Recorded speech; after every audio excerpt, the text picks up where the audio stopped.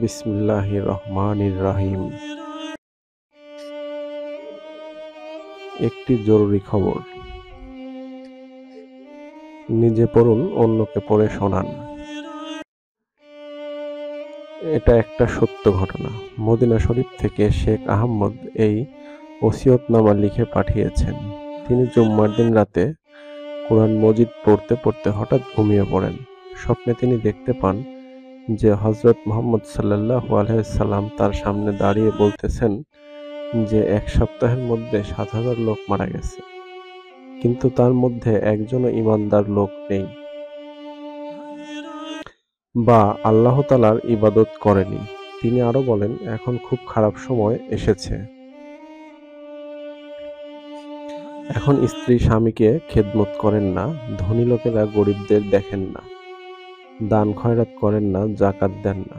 তিনি আরো বলেন, শেখ আহমদ, তুমি দুনিয়ার লোকজনকে বলে দাও তারা যেন নেকি করে, নামাজ পড়ে, রোজা রাখে ও দান খয়রাত করে, কারণ কিয়ামত খুব কাছে। আকাশে একটি তারা দেখা দিলে তখন সঙ্গে সঙ্গে তওবার রাস্তা বন্ধ হয়ে যাবে, কোরআন মাজিদের অক্ষর উঠে যাবে, সূর্য সোয়া গজ উপরে থাকবে। হযরত মুহাম্মদ সাল্লাল্লাহু আলাইহি সাল্লাম বলেছেন, যে এই ওসিয়তনামা অন্যজনকে পড়ে শোনাবে, রোজ কিয়ামতের দিন আমি তার সালাতে জায়গা করে দেব, এবং যে লোক এর বিপরীত বলবে সে খোদার রহমত পাবে না। গরিব লোক এই পত্র ছাপিয়ে বিতরণ করলে তার অনেক নেকি হবে।